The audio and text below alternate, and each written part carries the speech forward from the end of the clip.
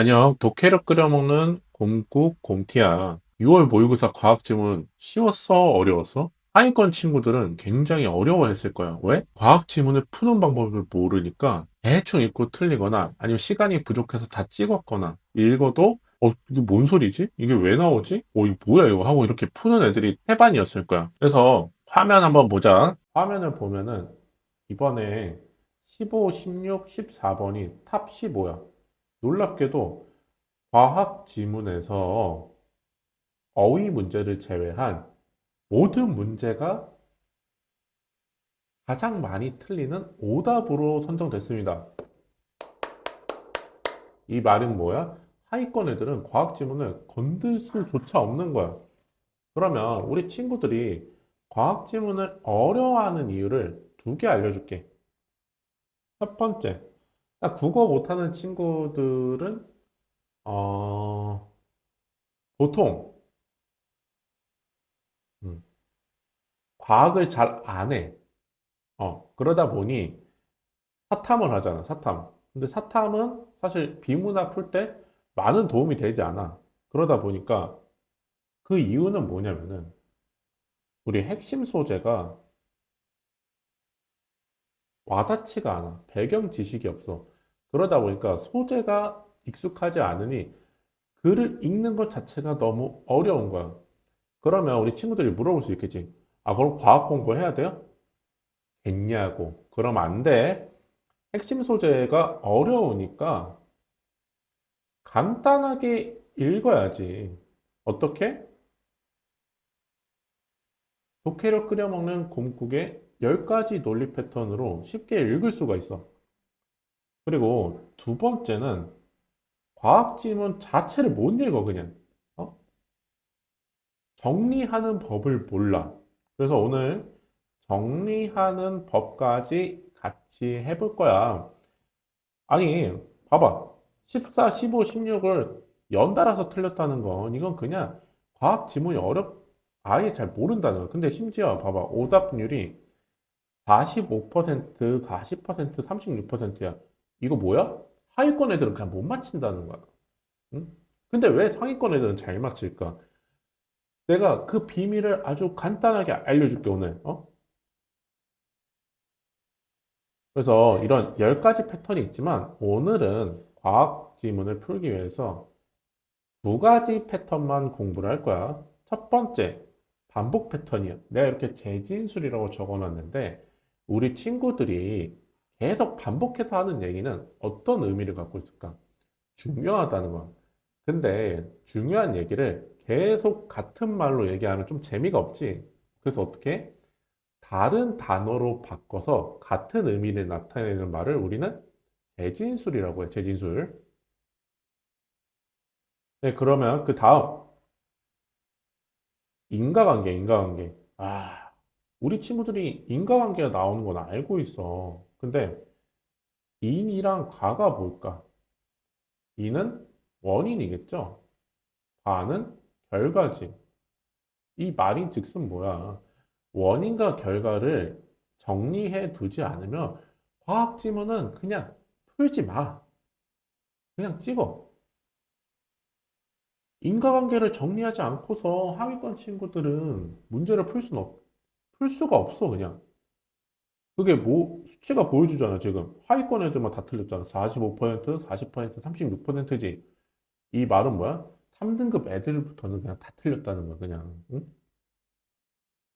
그러면 원인과 결과니까 우리가 원인을 찾아주고 결과를 찾으면 이거 풀 수 있겠다라는 생각이 들어야 돼. 그러면 예를 들어볼게. 기온이 상승했어. 그래서 수확량이 올라갔대. 이게 뭐야? 그러니까 원인과 결과야. 이것만 정리해두면 우리가 과학지문 푸는데 아무 문제가 없는 거예요. 그래서 이 두 가지 패턴으로 오늘 이번 6월 모의고사를 어떻게 요리하는지 한번 보자고요.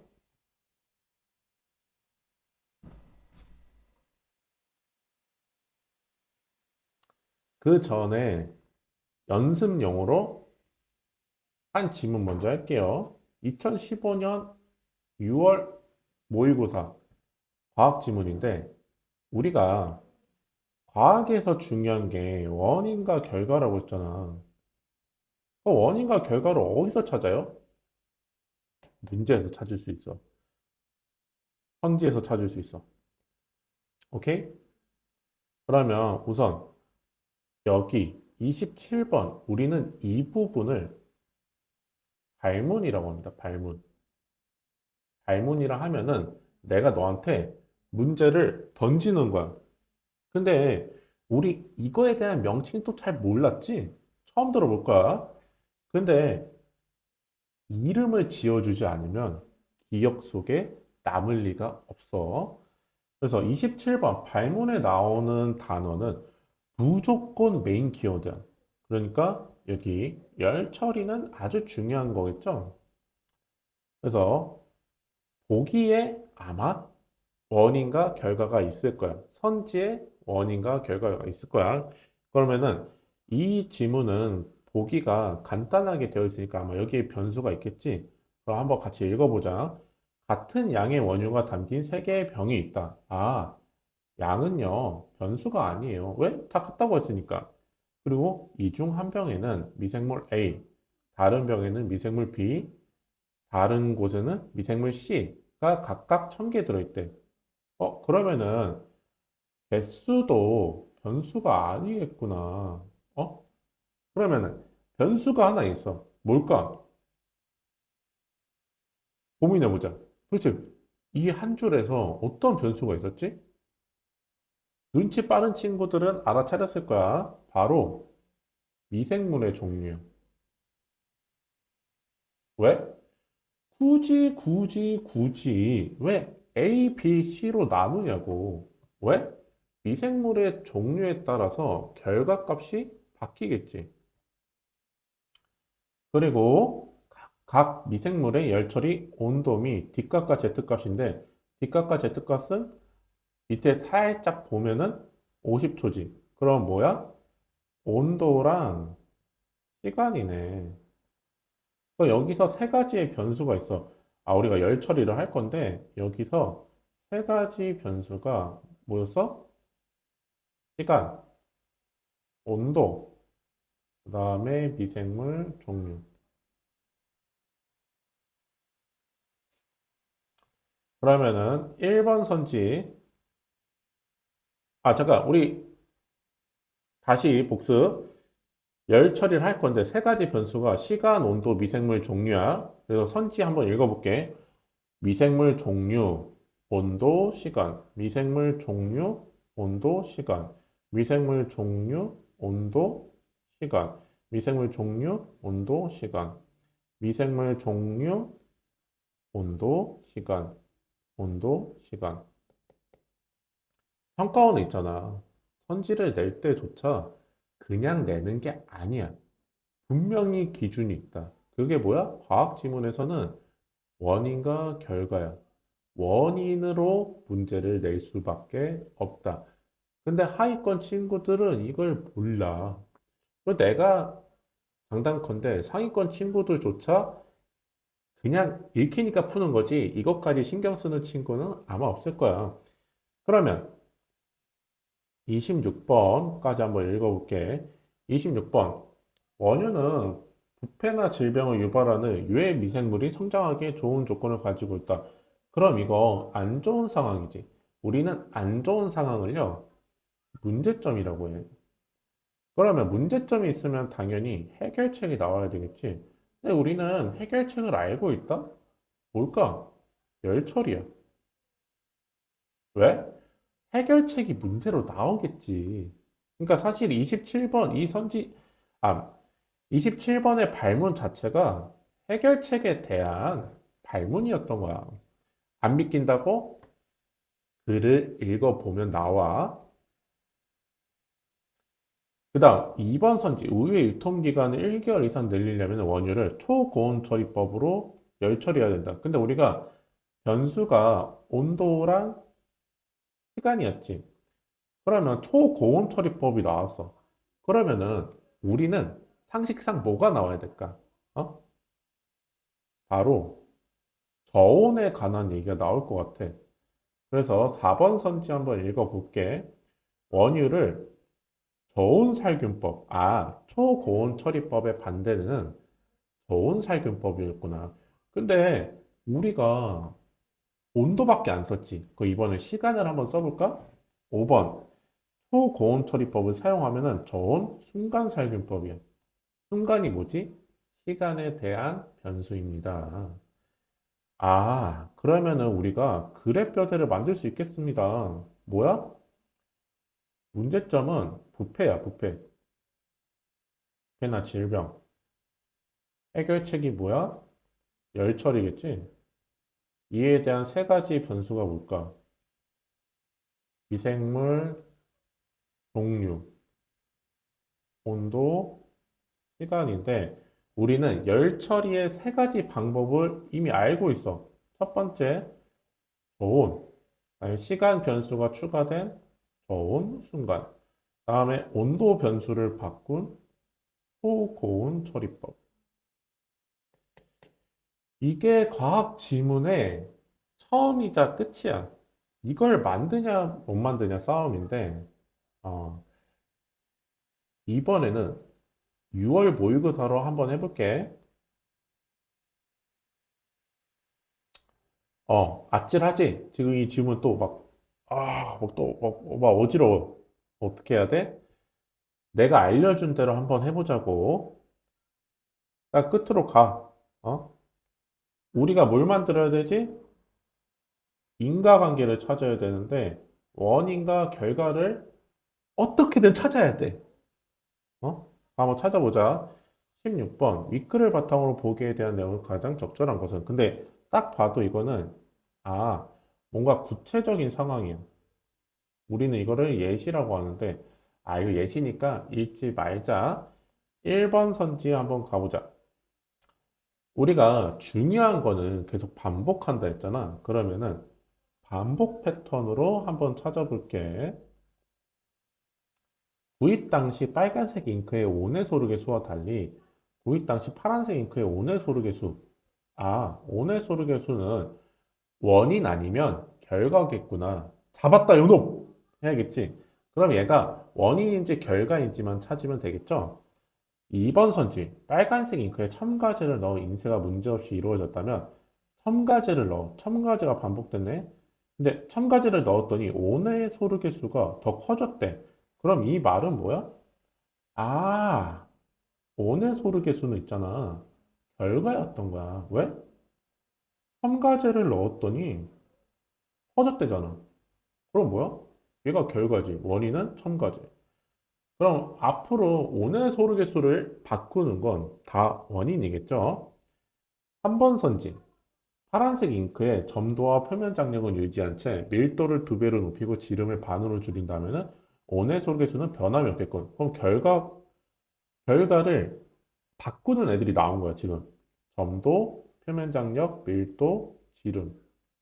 아, 점도, 표면 장력, 밀도, 지름. 이 네 친구들 했지. 곰티, 이상한데요? 반복이 안 됐는데? 이거를 내가 왜 중요하다고 했냐면은, 온의 소르 개수가 이미 결과인 게 중요하다고 우리가 인지했잖아. 그러면은 이 중요한 걸 바꾸는 애들은 다 변수겠죠. 한 번만 나온다고 하더라도 4번 선지, 온의 소르 개수, 5번 선지 볼게. 밀도, 표면 장력, 끈적거리는 성질이 아마 점도겠지? 어, 아, 얘네들이 맞네. 근데 점도나 표면 장력, 밀도가 더 중요하겠네. 왜? 두 번이나 반복됐으니까. 그럼 15번 선지. 기억에 대한 이해로 적절한 것은? 아, 이거는 한번 반복 패턴 읽어보자. 기포 안의 공기는 큰 기포에서 작은 기포로 이동한다. 여기서 딱 대립되는 관계가 크다, 작다. 크다, 작다는 어떤 성질로 나뉘는 거지? 이거는 뭔가 크기에서 대립되는 개념이 나오는구나. 그리고 이동한다 했죠. 그러면은 큰 거에서 작은 거 가거나 아니면은 반대겠지. 우리는 이게 뭐야? 방향에 대해서도 뭔가 나오는구나. 어. 그리고 작은 기포와는 달리 큰 기포. 아, 작은 기포, 큰 기포가 계속 나오니까 크기가 중요하다. 잠깐. 표면 장력이 또 나왔어. 그러면 변수 중에서 표면 장력이 더 중요하겠다. 그러면은 접해 있는 두 기포 간에는 공기의 이동이 이루어지는 것은 두 기포의 내부 압력이 동일하다. 잠깐. 내부 압력이 나왔으면은 뭐가 나와야 돼? 외부 압력이 나와야 되겠지. 응? 4번. 새롭게 만들어진 기포의 내부와 외부의 압력 차이. 외부 나왔지. 근데 이게 뭐래? 내부와 외부의 압력 차이. 그래서 처음에 큰 기포의 내부와 외부의 압력 차이보다 적다. 아, 이거 반복됐지. 그러면 내부와 외부의 압력 차이도 메인 키워드인 거야. 처음에 두 기포와 달리 나중에 생성된 기포의 내부와 외부의 압력 차이는 표면 장력. 그러니까 표면 장력 중요한 친구라고 했잖아. 어? 근데 압력 차도 벌써 세 번이나 반복되는데 심지어 표면 장력이랑 엮였어. 압력 차이도 굉장히 중요한 키워드겠다. 그리고 표면 장력은 이 글에서 핵심 변수다. 핵심 소재야. 오케이? 14번. 우리가 메인 키워드로 이미 정해진 친구를 바꾸는 건 얘도 메인 키워드라고 했죠. 그래서 1번 선지, 액체 방울이 구형을 이루는 것은 표면 장력 작용이기 때문에 그럼 표면 장력 중요하다 했죠.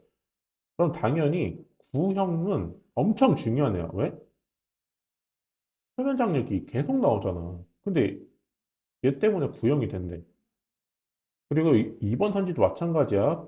구형이 심지어 반복됐어. 그래서 구형은 표면적이 작다. 호흡이 일어나려면 내부 압력과 외부 압력의 차이. 우리는 이게 들어와야 돼. 아까 밑에서 15번 선지에서 내부와 외부의 압력 차이가 있었지. 아, 그럼 이것도 구체적인 상황이겠구나. 어? 아니, 4번. 지질은 세포를 수축하게 하는 압력을 약화하는 물질의 구성 성분 중 하나이다. 지질. 이거는 디테일에 대한 문제지. 그냥 지질의 역할. 5번도 마찬가지입니다. 노즐의 역할을 찾아야겠구나. 그러면 우리가 한번 읽은 걸로 그래프들을 만들어 볼까? 이거는요, 표면 장력인데요. 어, 얘들 때문에 구형을 이룬대. 아, 그래서 뭔가 구형을 이루는 요소들이 나오겠구나. 근데 표면 장력을 비롯한 변수들이 있지. 그래서 밀도, 지름, 점도. 근데 이 네 명의 친구들이 또 뭘 바꾼대? 온의 소르계수를 바꾼대. 우리가 이것만 가지고 글을 읽을 수만 있다면 이 글이 조금 더 쉬워졌을 거야. 과학 지문이 조금 더 쉬워졌을 거야. 곰티는 이걸 뭐라고 하냐면은 선지 분석을 통해 글의 뼈대를 만든다고. 음. 그럼 우리가 이 글의 뼈대를 가지고 한번 글을 읽어볼게. 우리는 물방울, 비눗방울, 기포 등이 구의 형태를 취하고 있는 것을 볼 수 있대. 구의 형태가 뭐야? 구형이지. 아, 첫 번째 문장부터 중요한 키워드가 나오기 시작하는구나. 그럼 우리가 바짝 긴장해야 돼. 여기서 중요한 키워드가 나왔는데 집중하지 못하면 그냥 글의 흐름을 놓치고 다 틀리는 거야. 그래서 구형은 동일한 부피에서 표면적이 최소의 형태이래. 아, 잠깐. 구형이래, 구형. 근데 이게 표면적이 최소다. 이는 액체 분자 간의 인력으로 발생하는 표면 장력의 작용 때문이다. 아, 잠깐. 그러면 14번에 1번, 2번 선지 다 지워졌네? 아, 나는 이게 평가원이 문제를 잘못 냈다 생각해. 두 번째 줄에서 선지를 두 개나 지울 수 있어. 이렇게 문제 내면은, 어, 좀 양아치 아닌가? 그래서 액체 방울에서 방울의 외부 압력과 표면 장력으로 인한 압력의 합이래. 그럼 우리가 이게 인과관계가 나오지. 압력의 합. 합은 기호로 나타내는 플러스지. 내부 압력과 균형을 이룰 때. 그러면 균형을 이룬다. 같다지. 아, 그럼 우리가 귀찮더라도, 힘들더라도, 시간이 걸리더라도 꼭 적어놔야 돼. 외부 압력과 표면 장력을 더하면요. 균형을 이룰 때요. 누구랑? 내부 압력이랑요. 이게 되면은 구형이 되는 거야, 지금. 응? 근데 이때 내부 압력은 액체 방울을 팽창시키는 힘이래. 어. 우리 독해력 끓여 먹는 공국 논리 패턴 10가지 소개한 영상 보면은 대립 패턴을 알 수 있어. 그러면은 내부 압력이 팽창이지. 그러면은 외부 압력은 당연히 수축하는 힘이겠지. 왜? 대립하는 개념이니까. 내부랑 외부가 대립하니까 내부 압력이 팽창시킨대. 그럼 당연히 외부 압력은 수축하는 힘이겠지. 그래서 그 다음 문장이 바로 나와. 외부 압력과 표면장으로 인한 압력은 액체 방울을 수축시킨대. 어, 대립 개념인 것도 확인해야겠지. 근데 이들 간의 관계는, 잠깐, 이들 간의 관계가 요거지. 라플라스식으로 표현할 수 있다. 그러면은 라플라스식으로 표현한다니까 이 식이 같을 수도 있고 뭔가 좀 바꿀 수도 있겠지. 라플라스식에 따르면 액체 방울의 내부 압력과 외부 압력의 차이래. 아, 차이는 마이너스지. 그러면 그대로 쓸게. 내부 빼기 외부는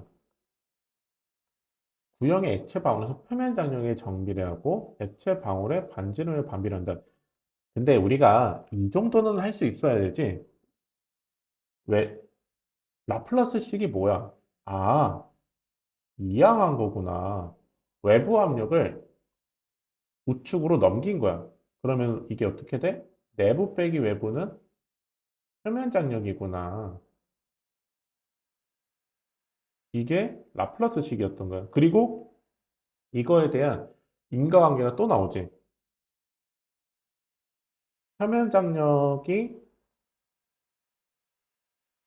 높아지면은 그리고 반지름이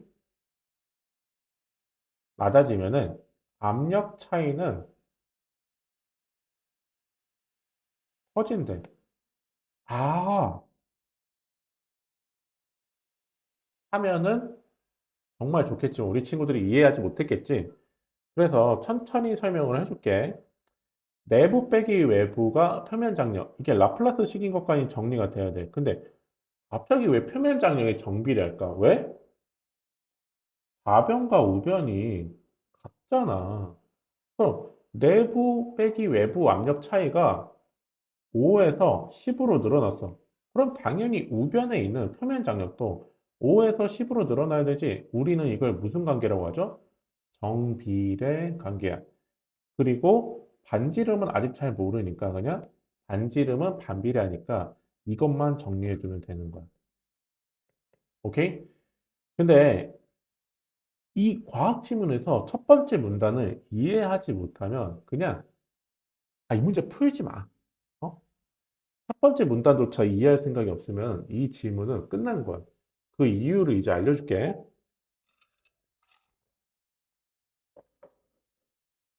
라플라스식은 사람이 호흡할 때래, 호흡할 때.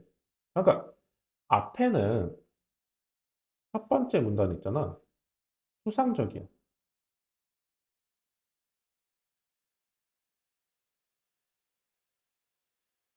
추상적인 상황이 나왔는데, 왜? 라플라스식을 뭐 원리나 정의에 대한 설명을 해줄까? 추상적이야. 그러면은 너가 이걸 이해 못할 걸 알고 있어. 그럼 어떻게 해야 돼? 구체적으로 풀어줘야 되지. 그걸 우리는 뭐라고 할까? 예시라고 해. 그래서 사람이 호흡할 때라고 하는 건 사실 예시 문단이었던 거야. 근데 우리가 예시 패턴 나오면은 뭐라고 했죠? 앞에가 중요했어, 앞에. 왜? 예시를 들 만큼 앞에 있는 개념을 너한테 꼭 이해시켜 주고 싶은 거야. 근데 우리 이 과학 지문에서 예시 부분에 해당되는 부분이 다 문제로 나왔어. 그러니까 다 틀리는 거야. 왜? 첫 번째 문단을 정리를 못하니까 예시에 적용을 못하는 거야. 어? 예시를 읽어야 되는데 안 읽힌다고. 왜? 첫 번째 문단을 그냥 넘어가니까. 이해하지도 못했는데. 그래서 곰티, 사람이 호흡할 때가 예시인 거 어떻게 알아요? 그럼 두 번째, 두 기포가 합쳐지는 경우래, 경우. 경우가 뭐야? 예시지? 아, 이것도 저는 와닿지가 않은데요? 세 번째, 실생활에서 라플라스식과 관련된 사례를 예시지? 아, 이게 예시 패턴이었구나. 첫 번째 예시가 뭐였어, 그럼? 호흡. 두 번째 예시가 뭐였어? 부기포. 세 번째 예시가 뭐야? 프린터야.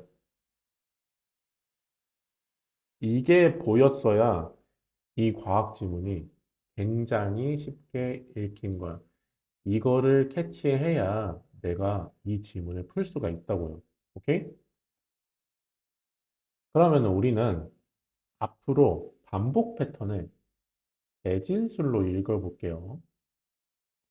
대진술로 읽기 전에 다시 한번 복습하자. 라플라스식은 좌변, 여기는 내부 빼기 외부의 압력 차이고, 우변, 이거는 표면 장력이지. 잊어버리지 마. 사람이 호흡할 때 폐포에 작용하는 압력과 표면 장력 사이. 잠깐. 표면 장력 나왔지. 라플라스식의 좌변이 뭐였죠? 내부 빼기 외부의 압력 차이야. 앞으로는 압력 차라고 할게. 그러면 압력 차이와 표면 장력 사이의 관계를 설명할 때도 유용하다. 폐포에 작용하는 압력이 내부 빼기 외부의 압력 차이야. 폐포에는 그 내부의 압력과 인체 외부 공기의 압력 차이. 아, 안 읽어도 되는 문장입니다. 왜? 대진술 부분이기 때문에 예시에 나오는 개념은 첫 번째 정의나 원리에 나오는 개념을 그대로 쓸 수밖에 없어. 그러니까 내부의 압력과 인체 외부 공기 압력 차이가 우리는 첫 번째 줄을 읽었을 때 눈에 들어와야 된다고. 근데 이 정보가 처리 안 되고 계속 쌓이지. 그럼 우리가 문제를 풀 수가 없어. 그래서 여기는 사실 공기가 드나든다만 우리가 읽을 만한 문장이었던 거죠. 이는 공기의 압력이 높은 곳에서 낮은 곳으로 이동하기 때문이다. 아까 선지 분석할 때 이동에 관한 문제가 있었어. 그래서 높은 곳에서 낮은 곳으로 이동한다고 적어두자. 다음에 폐포를 둘러싸고 있는 액체층의 표면 장력. 표면 장력은 폐포를 수축하게 하는. 당연하지. 왜? 여기에 나왔잖아. 수축하는 거. 여기 적어놨잖아. 어? 외부랑 표면 장력은 수축하는 거래. 근데 그 외부 압력이 지금 이항에서 압력 차이로 넘어갔지. 어. 그 압력 차이는 무슨 의미일까? 팽창시키는 힘이겠지. 표면 장력은 수축하는 힘이고. 네, 그런데 지질과 단백질로 구성된 계면활성제가 분비되면 액체층의 표면 장력을 낮춘다. 잠깐, 우리가 지질에 관한 문제가 있었지. 근데 단백질이랑 계면활성제가 없었어. 그럼 우리는 이걸 어떻게 읽어야 되냐면은, 단백질, 너 나가. 계면활성제, 너도 나가. 그럼 우리는 어떻게 읽어야 돼? 지질이 분비되면 표면 장력이 낮아집니다. 이에 따라 폐포의 확장이 쉬워진다. 잠깐, 이 확장은 어떤 거에 대한 대진술일까? 어떤 거에 재진술일까? 한번 고민해보자. 확장은 팽창이야, 팽창. 왜? 압력 차이가 팽창시키는 힘이라는. 그럼 이걸 정리를 해야겠지? 이질이요. 분비되면요. 표면 장력이 낮아져요. 그럼 어떻게 되죠? 수축하는 힘이 낮아지고요. 팽창하는 힘은 커져요. 그러면은 호흡이 돼요. 근데 우리가 지금 평가원에서 어떻게 문제를 냈어? 수축, 생략, 팽창, 생략. 우리는 이걸 뭐라고 나왔어? 확장이라고 나왔어. 얘들아, 이게 눈에 들어와야 돼. 두 번째 예시. 그러면 두 기포를 합쳐지는 경우에도 도움이 된다. 근데 이게 설명이 진짜 대충이지. 그 말은 뭐야? 우리가 읽을 때, 도대체 뭐야, 이거? 심지어 크기가 서로 다르고 구성 물질은 같은 두 기포가 접하여 하나로 합쳐질 때 한쪽 기포에서 다른 쪽 기포로 공기가 이동한다. 갑자기 문제가 나와. 이 결과로 두 기포가 합쳐져 기존의 기포보다 더 큰 기포 하나가 만들어진대. 이거 읽을 때 당황스러웠지. 갑자기 풀래, 문제를. 나는 전혀 이해한 바가 없는데 갑자기 문제를 풀래. 그럼 어떻게? 예시이기 때문에 그래. 예시니까 이렇게 설명을 대충 해도 되는 거야. 왜? 첫 번째 문단에 있는 내용이 다 나온 거거든. 근데 곰티, 크기에 관한 건 안 나왔잖아요. 나도 한 번도 못 봤어. 됐냐고. 나왔어. 크기가 나왔단 말이야. 왜? 이건 예시니까 첫 번째 문단에서 안 나왔으면 문제를 낼 수가 없다고, 얘들아. 그럼 우리가 돌아가서 크기를 한번 찾아볼까? 크기가 어딨지? 크기가 어딨지? 표면 장력일까? 압력 차일까? 아니지. 반지름이지. 얘들아, 상식적으로 생각을 해보자. 반지름이 커지면 크기가 커질까요? 작아질까요? 크기가 커져. 우리가 두 번째 예시를 볼 때 반지름이 크기였구나. 를 알아차렸어야 돼. 그래서 크기가 작아지면 압력 차이가 커진다. 라는 게 두 번째 예시에 관한 문제였겠죠. 어, 아마 지금 이 영상을 보기 전에도 전까지 아마 몰랐을 거야, 이 사실을. 어. 어떻게 알아차려? 우리는 평가원을 믿는 거야. 예시니까 앞에 분명히 나와 있다. 그러면 찾아야 돼. 크기랑 뭐가 연관된 개념일까? 찾아야 된단 말이야. 근데 이걸 처음부터 알아차리는 사람이 몇 명이나 있겠냐고. 근데 이게 예시인 걸 알아차렸으면은 다시 앞으로 가서 찾는 시간이 필요한 거야. 근데 내가 이 식을 정리를 해놨어. 이 인과관계를 만들어놨어. 여기서 찾으면 되지. 이거 찾는 시간 5초에서 10초밖에 안 걸려. 이걸 찾아야 한 문제를 맞힐 수도 있다고, 얘들아. 오케이? 다음에 이제 잉크젯 프린터로 갈게요. 실생활에서 라플라스 식과 관련된 사례로 잉크젯 프린터를 들 수 있다.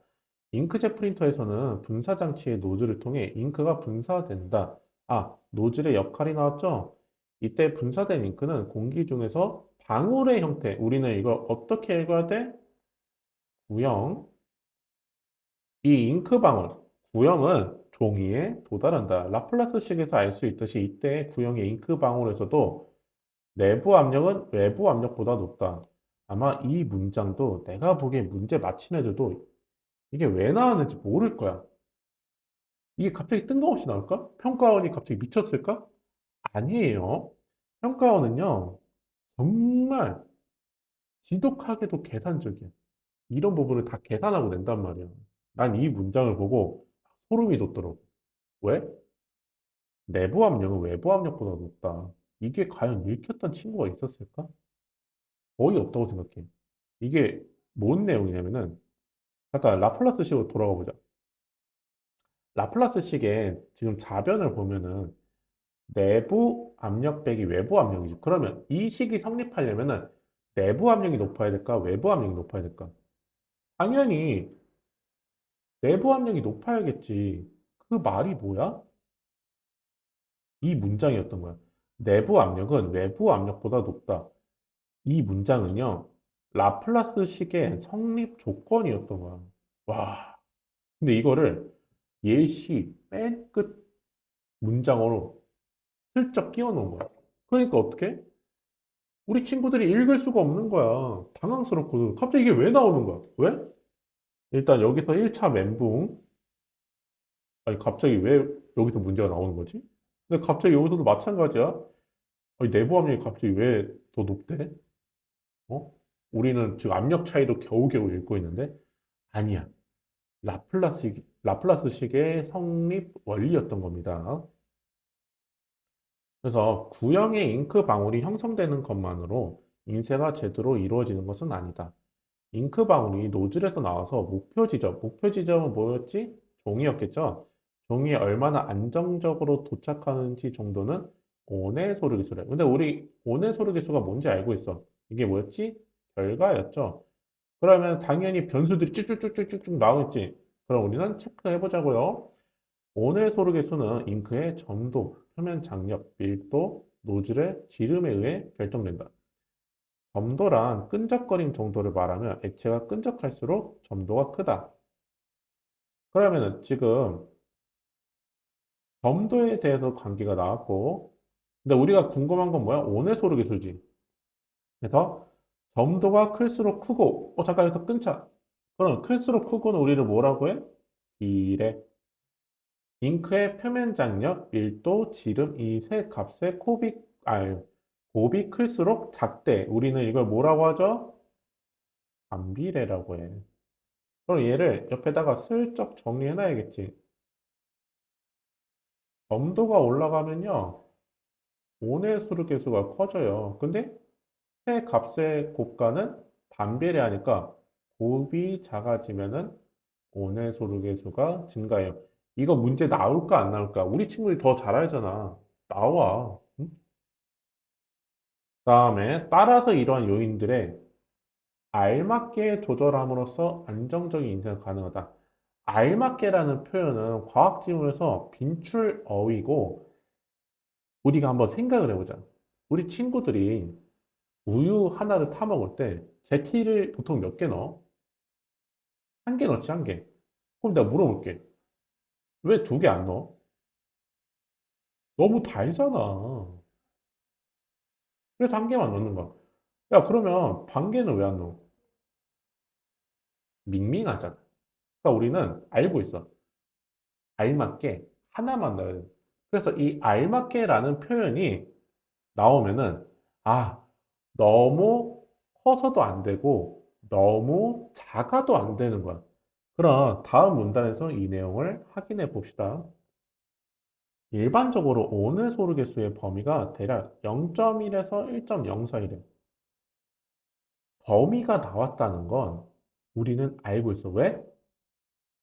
알맞게이기 때문이야. 너무 커도 안 되고 너무 작아도 안 된다고.